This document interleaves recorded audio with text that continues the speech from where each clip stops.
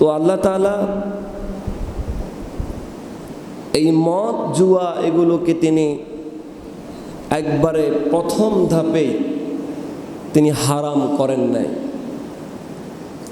আল্লাহ তাআলা এটাকে ধাপে ধাপে ৩-৪টা ধাপে এরপরে গিয়ে তিনি একবারে সম্পূর্ণভাবে মদ জুয়াকে তিনি হারাম বলে ঘোষণা করেছেন। তার কারণ ছিল ইসলামের শুরুর দিকে আরবের মানুষ মদে চরমভাবে আসক্ত ছিল। এটা নিয়ে তারা নৃত্য করত, তারা তাদের নিত্য প্রয়োজনীয় খাবারের মতোই মদ জুয়া এগুলো তাদের সঙ্গে মিশেছিল।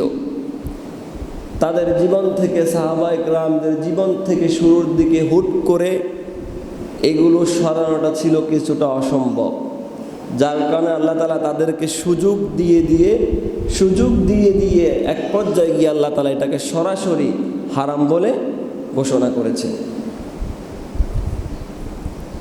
এর প্রথম ধাপটা ছিল এমন,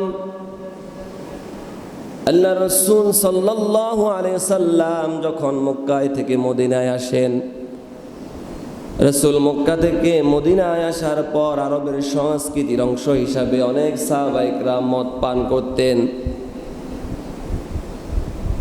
এক পর্যায়ে হযরত ওমর রাদিয়াল্লাহু তাআলা আনহু এবং হযরত মুআয ইবনে জাবাল রাদিয়াল্লাহু তাআলা আনহু তারা চিন্তা করলেন যেই জিনিসটা মানুষের বিবেক বুদ্ধিকে হ্রাস করে ফেলে, মানুষের বিবেক বুদ্ধি মানুষের চরিত্রকে নষ্ট করে ফেলে, সেই জিনিসটা ইসলামে জায়েজ থাকার কোনো কারণ হতে পারে না। সাহাবীরা মিলে আল্লাহর রাসূল সাল্লাল্লাহু আলাইহি সাল্লামের কাছে গিয়ে বললেন, ইয়া রাসূলুল্লাহ, মদের মতো এরকম নেশাদ্রব্য একটা জিনিস ইসলামে কায়েম, ইসলামের ভিতরে এখনো রয়েছে, সাহাবায়ে কেরাম এটা এখনো পালন করে, সরাসরি আল্লাহর পক্ষ থেকে কি কোনো নির্দেশ আছে কিনা হারাম সম্পর্কে? সাহাবায়ে কেরাম রাসূলকে জিজ্ঞেস করলেন কথা। সঙ্গে সঙ্গে আল্লাহ রাব্বুল আলামিন কোরআনের আয়াত নাজিল করে দিয়ে রাসূলকে বলেন, ইয়াসআলুনাকা আনিল খামরি ওয়াল মাইসির কুল ফীহিমা ইসমু কাবীরু ওয়া মানাফিউ লিন-নাস ওয়া ইসমুহুমা আকবারু মিন নাফইহিমা। আল্লাহ রাব্বুল আলামিন রাসূলকে বলেন, ইয়াসআলুনাকা আনিল খামরি ওয়াল মাইসির, হে আমার রাসূল সাহাবায়ে কেরাম রাদিয়াল্লাহু তাআলা আনহু আজমাইন আপনাকে জিজ্ঞেস করবে মদ সম্পর্কে, জুয়া সম্পর্কে। আপনি তাদেরকে প্রাথমিকভাবে বলুন এই দুটির মধ্যে রয়েছে মহাপাপ এবং মানুষের জন্য সামান্য কিছু বাহ্যিক উপকারও রয়েছে, তবে উপকারের চাইতে মানুষের স্বাভাবিক জীবনের জন্য সব চাইতে ক্ষতিকরটাই বেশি। প্রথম ধাপটা ছিল এমন, আল্লাহ তাআলা সরাসরি প্রথম ধাপে মদকে হারাম করেন নাই।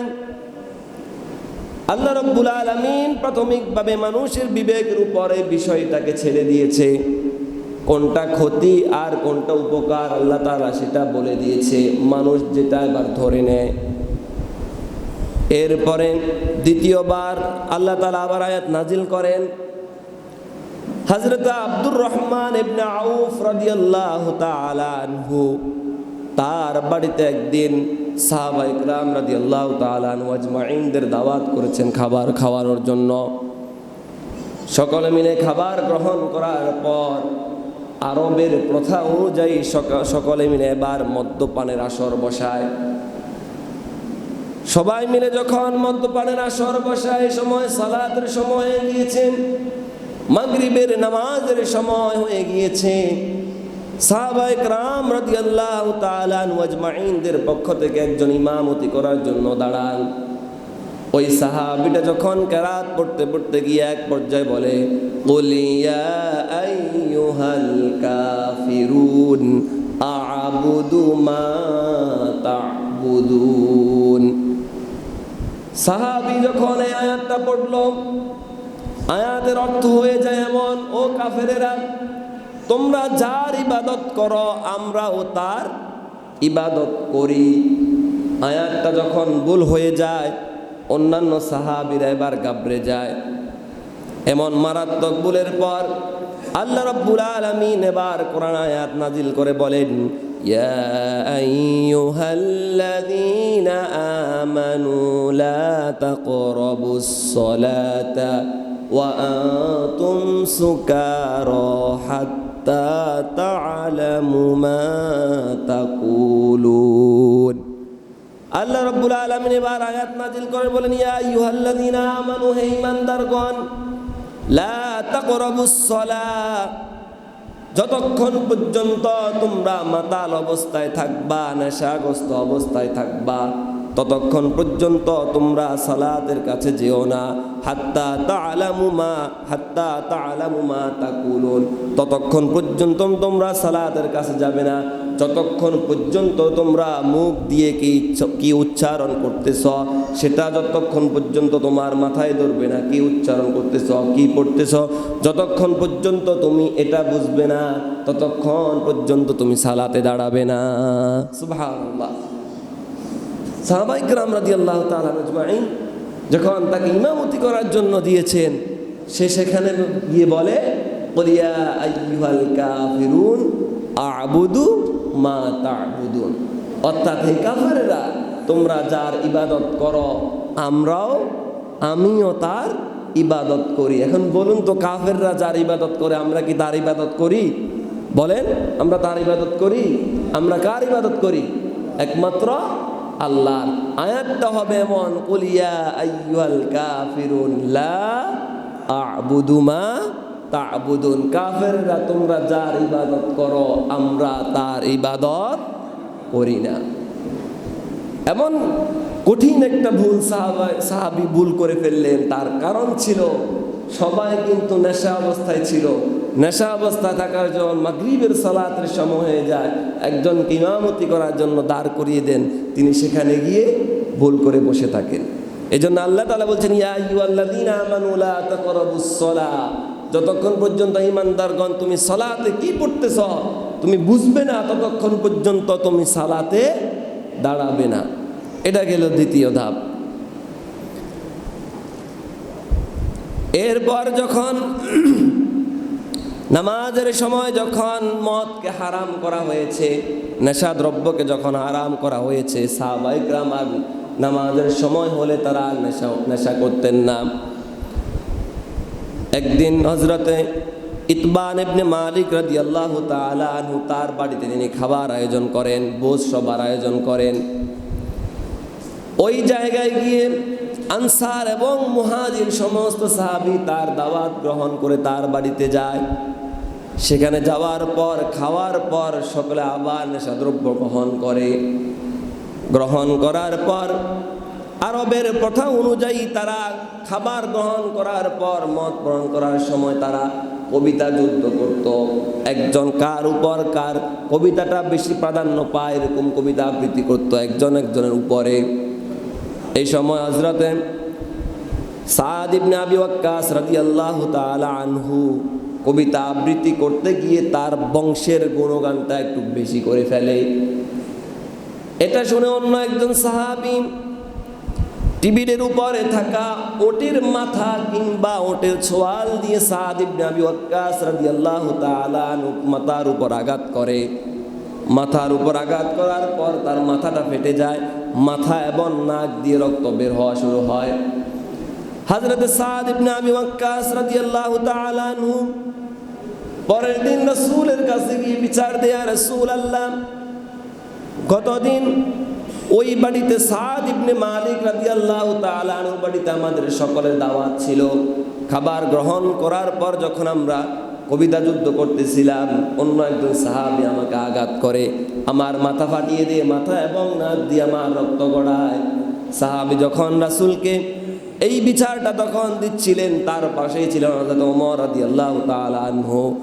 এই চিত্র দেখার পর, এই বিচারটা দেখার পর হযরত ওমর রাদিয়াল্লাহু তাআলা আনহু অত্যন্ত ব্যথিত হয়ে সিজদায় গিয়ে বলেন, আল্লাহুম্মা বাইয়িন লানা ফিল খামরি বায়ানান শাফিয়া, হে আমাদের রব, মদের ব্যাপারে আমাদের কেমন এক চূড়ান্ত উপদেশ দেন, এমন এক চূড়ান্ত নির্দেশ দেন যাতে করে ওই নির্দেশের মাঝে কোনো রকমের সন্দেহ থাকবে না, আমরা যেন ওই মদ প্রাণ থেকে বাঁচতে পারি। সুবহানাল্লাহ। সাহাবী যখন ওই বাড়িতে গিয়ে দাওয়াত খাওয়ার পর তারা কবিতা নিয়ে যুদ্ধ করত, কার চাইতে কার কবিতাটা ভালো হয়, নিজের বংশের গুণগান করতো একজন আরেকজনের উপর। এমন সময় সাদ ইবনে আবি ওয়াক্কাস তার বংশের গুণগানটা একটু বেশি করে ফেলে। অন্য একজন সাহাবী এটা শোনার পর তার খুব রাগে ক্ষোভে ফেটে উটের সাওয়াল অথবা তার মাথা দিয়ে ওই সাহাবীর মাথার উপর এক বাইরে মাথা ফেটে যায়। রাসূলের কাছে গিয়ে নালিশ করার পর হযরত ওমর রাদিয়াল্লাহু তাআলা নালিশ দেখার পর অত্যন্ত ব্যথিত হয়ে আল্লাহ তাআলার কাছে সিজদায় পড়ে যান। আল্লাহুম্মা বাইয়িন লানা ফিল খামরি বায়ানান শাফিয়ান, আল্লাহ এমন এক চূড়ান্ত নির্দেশ, এমন এক চূড়ান্ত আদেশ আপনি আমাদেরকে দেন, আসলে আমরা যেন সন্দেহ মুক্ত হয়ে যাই, আসলে কি মদ খাওয়া যাবে নাকি খাওয়া যাবে না। হযরত ওমর রাদিয়াল্লাহু তাআলা আল্লাহর কাছে গিয়ে দোয়া করলেন। আল্লাহ রাব্বুল আলামিন এবার কোরআনের আয়াত নাজিল করে বলেন, ইয়া আইয়ুহাল্লাযীনা আমানু ইন্নামাল খামরু ওয়াল মাইসিরু ওয়াল আনসাব ওয়াল আজলামু রিজসুম মিন আমালিশ শাইতান ফাজতানিবুহু লাআল্লাকুম তুফলিহুন। সুবহানাল্লাহ। আল্লাহ রাব্বুল আলামিন বলেন, ইয়া আইয়ুহাল্লাযীনা আমানু, হে ঈমানদারগণ, ইন্নামাল খামরু ওয়াল মাইসির, নিশ্চয়ই তোমাদের জন্য জুয়া, তোমাদের জন্য মদ, ওয়াল আনসাব ওয়াল আজলাম, মূর্তি পূজার দেবী, মূর্তি পূজার বেদী এবং ভাগ্য নির্ধারণকারী তীর, সব কিছু তোমাদের জন্য হারাম করা হয়েছে। রিজসুম মিন আমালিশ শাইতান, এই সমস্ত কাজগুলো হলো শয়তানের। ফাজতানিবুহু লাআল্লাকুম তুফলিহুন, অতএব তোমরা এগুলো থেকে সম্পূর্ণ দূরে থাকো যদি তোমরা সফল হতে চাও। সুবহানাল্লাহ। ওমর রাদিয়াল্লাহু তাআলা রাসূল আল্লাহ তাআলার কাছে দোয়া করলেন। আল্লাহ তাআলা আয়াত নাযিল করে বলেন, ইয়া আইয়ুহাল্লাযীনা আমানু, হে ঈমানদারগণ, ইন্না, নিশ্চয়, আল খামরু ওয়াল মাইসির, তোমাদের জন্য মদ, তোমাদের জন্য জুয়া, এই সব কিছু, এবং ওয়াল আনসাব ওয়াল আজলাম, ভাগ্য নির্ধারণকারী তীর, ওয়াল আজলাম, এবং মূর্তি পূজার যে সমস্ত বেদী রয়েছে, এই সব কিছু তোমাদের জন্য হারাম করা হয়েছে। এখানে ভাগ্য নির্ধারণকারী বলতে তখন সেটা মানুষ একটা তীর তুলতো, মানুষ যখন কোনো সিদ্ধান্ত গ্রহণ করতে পারতো না, তীর নিক্ষেপ করতো অথবা উঠাতো, এই তীর যেটা লেখা থাকতো সে মনে করতো আমার ভাগ্য এটাই। যেমন করে আমাদের দেশে এখনো হাত গণে না, রাশি দেখে না, রাশি দেখে এরকম ভাগ্য নির্ধারণ করে কিনা বলে, যারা হাত দেখে তারা এগুলো দেখে বলে এগুলো সম্পূর্ণ কি হারাম। হাত দেখানো, রাশি দেখানো, রাশির উপর বিশ্বাস করা, এগুলো সম্পূর্ণ কি হারাম। আল্লাহ তাআলা বলছেন তোমাদের জন্য এই সমস্ত কাজ হারাম করা হয়েছে। রিজসুম মিন আমালিশ শাইতান, এই সমস্ত কাজ, সব কিছু কার কাজ? কথা বলেন, সব কিছু শয়তানের কাজ। ফাজতানিবুহু লাআল্লাকুম তুফলিহুন, তোমরা এগুলো থেকে বিরত থাকো যদি তোমরা সফল হতে চাও। আল্লাহ তাআলা 3 ধাপে এসে মদ, জুয়া, নেশাদ্রব্য, এই সমস্ত সব কিছুকে তিনি হারাম বলে ঘোষণা করেন। এরপর 4র্থ ধাপে তিনি নিষেধাজ্ঞার ভিতরে কি রহস্য রেখেছে, কেন তিনি নিষেধ করেছেন, সেটা এবার আল্লাহ তাআলা বলেন। এবার আল্লাহ রাব্বুল আলামিন বলেন, ইন্নামা ইউরিদুশ শাইতানু আন ইউকিআ বাইনাকুমুল আদাওয়াতা ওয়াল বাগদাআ ফিল খামরি ওয়াল মাইসির ওয়া ইয়াসুদ্দাকুম আন যিকরিল্লাহি ওয়া আনিস সালাহ ফাহাল আনতুম মুতাহুন।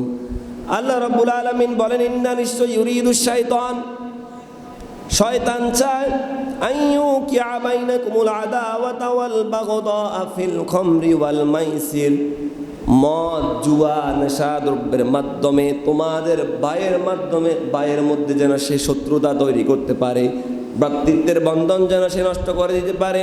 আন যিকরিল্লাহি ওয়া আনিস সালাহ, এবং তোমরা যেন আমার ইবাদত না করতে পারো, সালাত আদায় করতে না পারো, আমার জিকির যেন তোমরা করতে না পারো। এই সমস্ত কাজের জন্য শয়তান তোমাদেরকে উদ্বুদ্ধ করে, এগুলো শয়তানের কাজ। ফাহাল আনতুম মুনতাহুন, এবার তোমরা বলো, তোমরা কি মদ, জুয়া, নেশাদ্রব্য এই সমস্ত বিষয়গুলো থেকে কি তোমরা বিরত থাকবে না? সুবহানাল্লাহ। আল্লাহ তাআলা এবার বলতেছেন, শয়তান তোমাদের মধ্যে এই সমস্ত বিষয় দিয়ে, মদ, জুয়া, নেশাদ্রব্য এই সমস্ত এগুলো দিয়ে তোমাদের যে ভ্রাতৃত্বের একটি বন্ধন রয়েছে ভাই ভাইয়ের মাঝে, তোমাদের মাঝে একটা দ্বন্দ্বের সৃষ্টি সে করতে চায়। এবং আন যিকরিল্লাহি ওয়া আনিস সালাহ, যাতে তোমরা আমার সালাত আদায় করতে না পারো, আমার জিকির তোমরা করতে না পারো, শয়তান সব সময় তোমাদেরকে এই সমস্ত বিষয়ের ভিতর আবদ্ধ করে রাখতে চায়। ফাহাল আনতুম মুনতাহুন, তোমরা বলো এবার তোমরা কি এই সমস্ত বিষয় থেকে বিরত হবে না? আয়াতটা নাজিল হওয়ার পর সাহাবায়ে কেরাম রাদিয়াল্লাহু তাআলা আনহুদের তাৎক্ষণিক প্রতিক্রিয়া এবার দেখেন। হযরত ওমর রাদিয়াল্লাহু তাআলা আনহু বলেন, ক্বালা ওমর ইন্না কওমুন কানাতিল খামরু ফি হায়াতিনা। হযরত ওমর বলেন, আমরা এমন একটা জাতি ছিলাম, আমরা এমন এক জাতি ছিলাম, আমাদের জীবনে রন্দে রন্দে মদ, জুয়া, হারাম, নারী এই সমস্ত বিষয়গুলো আমাদের সঙ্গে সারাক্ষণ মিশেছিল। আল্লাহ তাআলা যখন ফালাম্মা নাযালা কাউলুল্লাহ, কিন্তু যখন আল্লাহ তাআলা কোরআনের আয়াত নাজিল করে বললেন ফাহাল আনতুম মুনতাহুন, তোমরা কি এবার এগুলো থেকে বিরত থাকবে না? কুলনা, সমস্ত সাহাবায়ে কেরাম কান্না জড়িত কণ্ঠ হয়ে বলেন, ইনতাহাইনা ইনতাহাইনা, ও আমাদের রব, ও আমাদের প্রতিপালক, আমরা সবাই আজ থেকে মদ, জুয়া থেকে সম্পূর্ণভাবে দূরে সরে গেলাম। সুবহানাল্লাহ। আল্লাহ তাআলার আয়াত নাজিলের পর সাহাবায়ে কেরাম সঙ্গে সঙ্গে মদ, জুয়াকে তারা ছেড়ে দিয়ে বলে, ইনতাহাইনা ইনতাহাইনা, হে আমাদের প্রতিপালক, আমরা আজ থেকে এই সমস্ত নেশাদ্রব্য জিনিস থেকে আমরা বিরত হলাম। সুবহানাল্লাহ। এরপরে একজন সাহাবী মদিনার অলিগলিতে ঘোষণা দিয়ে বলেন, অন্যান্য সাহাবীদেরকে বলেন, তোমরা শোনো, আল্লাহ তাআলা কোরআনের আয়াত নাজিল করেছেন, আজ থেকে মদকে চিরতরে তিনি হারাম করে দিয়েছেন। যেই সমস্ত নেশাদ্রব্য জিনিস রয়েছে সবগুলোকে তিনি হারাম ঘোষণা করেছেন।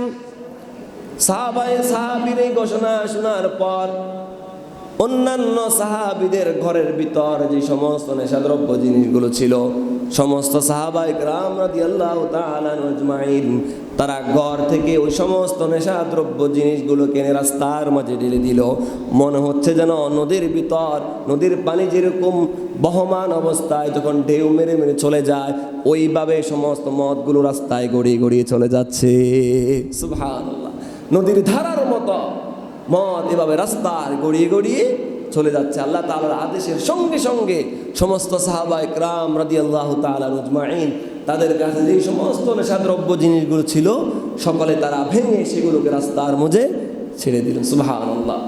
এভাবে করে করে আল্লাহ তাআলা মদ, জুয়া এই সমস্ত বিষয়গুলোকে তিনি আস্তে আস্তে ধারাবাহিকভাবে এক পর্যায়ে এসে সম্পূর্ণভাবে হারাম ঘোষণা করেন। এবার আসুন, মদ যারা পান করে এবং এই সমস্ত ব্যবসায়ীদের জন্য আল্লাহ তাআলা কি শাস্তি রেখেছেন? তাদের এক নম্বর শাস্তি হলো আখিরাতের জান্নাতের সুবাস এবং জান্নাতের পবিত্র পানীয় তারা গ্রহণ করতে পারবে না।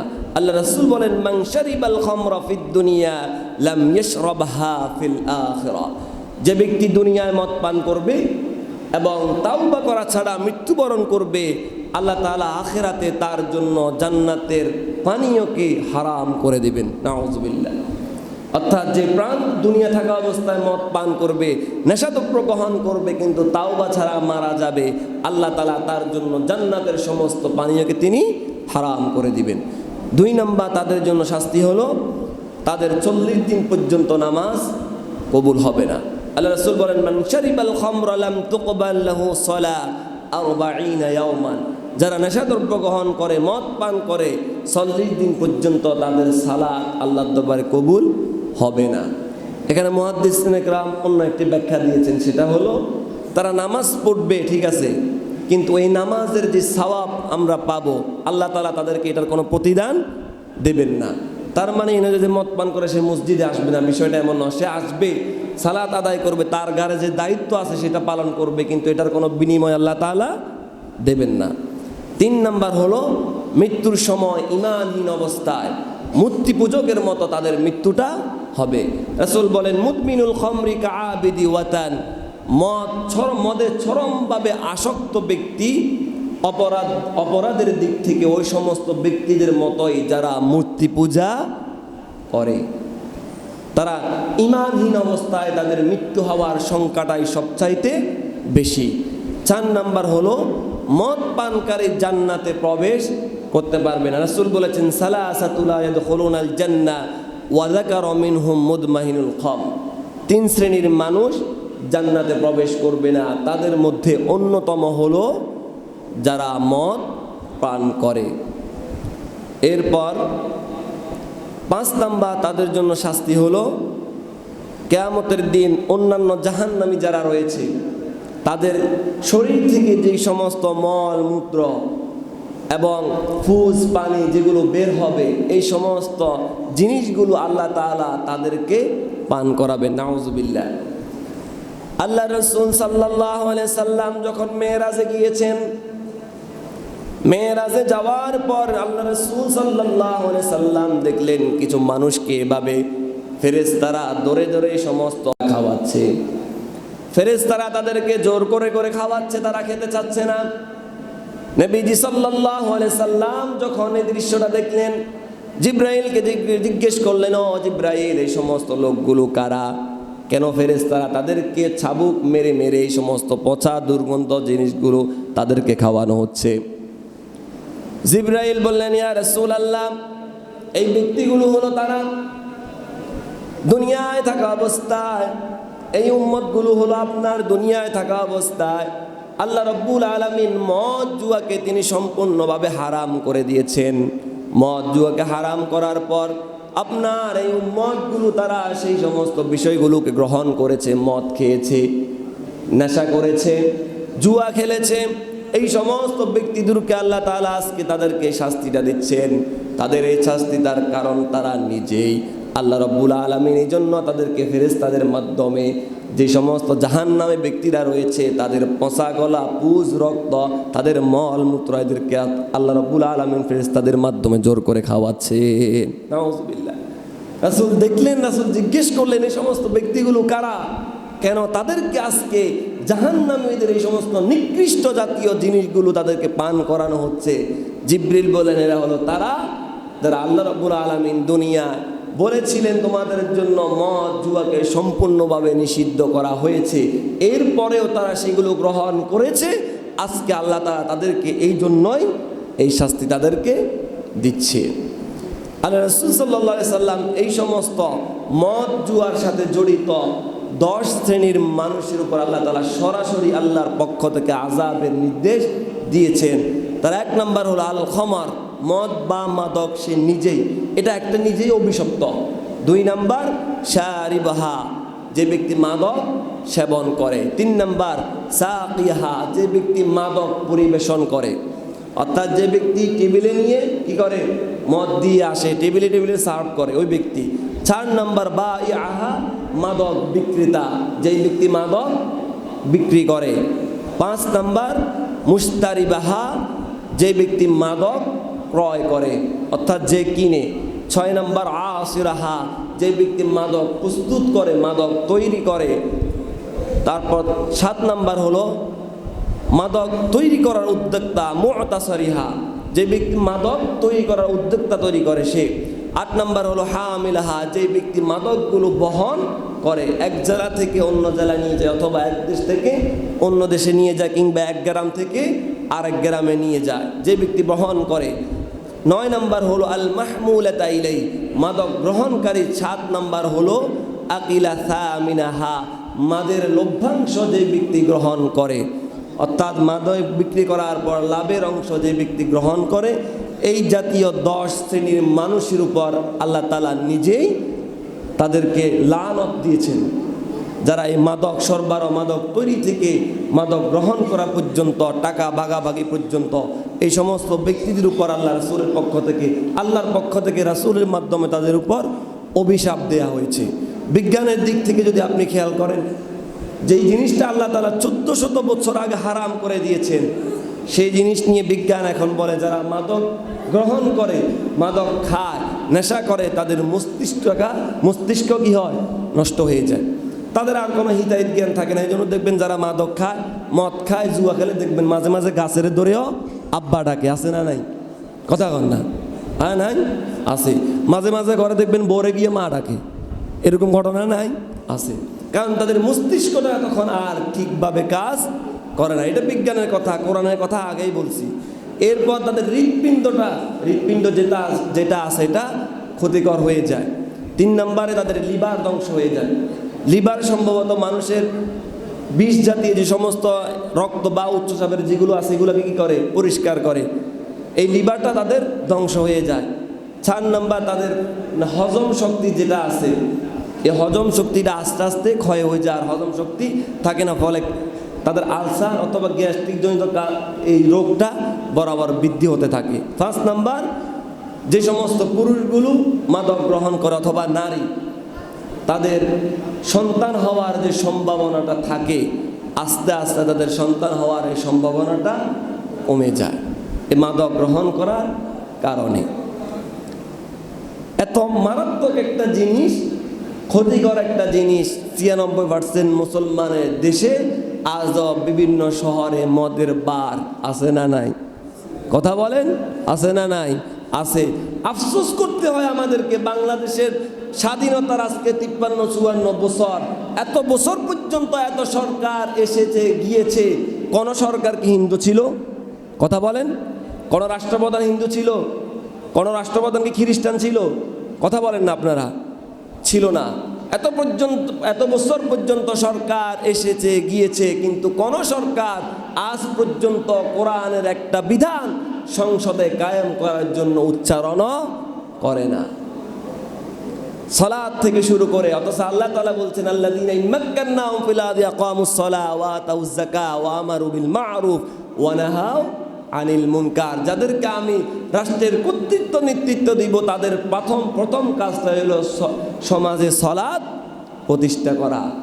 যত দল এসেছে, যত দলই ক্ষমতায় গিয়েছে অথবা যত দলই বিরোধী দল হয়েছে, কোনোটাই মুসলমানদের বাহিরে নন, সকলেই মুসলমান। কিন্তু আফসোস করে আমাদেরকে এখন আফসোস করতে হয়, আল্লাহ তাআলার একটা বিধান, আল্লাহ তাআলার কোরআনের একটা আয়াত আজ পর্যন্ত সমাজে বাস্তবায়িত হয় নাই।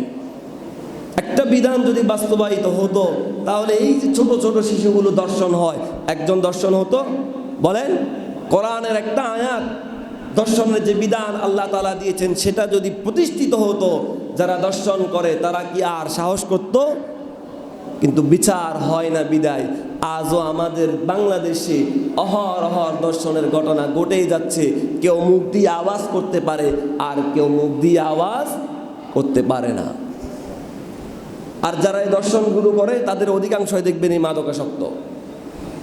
তাদের 99% দেখবেন কি মাদকাসক্ত, হিতাহিত জ্ঞান নাই। কি করতেছে না করতেছে তার সেই জ্ঞান, তার সেই সেন্স নাই। আল্লাহ তাআলা এরকম একটা মারাত্মক মরণবেদী ক্যান্সারের মতো মাদক থেকে আমাদেরকে হেফাজত করুন। সকলে পড়ুন আমিন। আখিরু দাওয়ানা আনিল হামদুলিল্লাহি রাব্বিল আলামিন। আসসালামু আলাইকুম ওয়া রাহমাতুল্লাহি ওয়া বারাকাতুহু।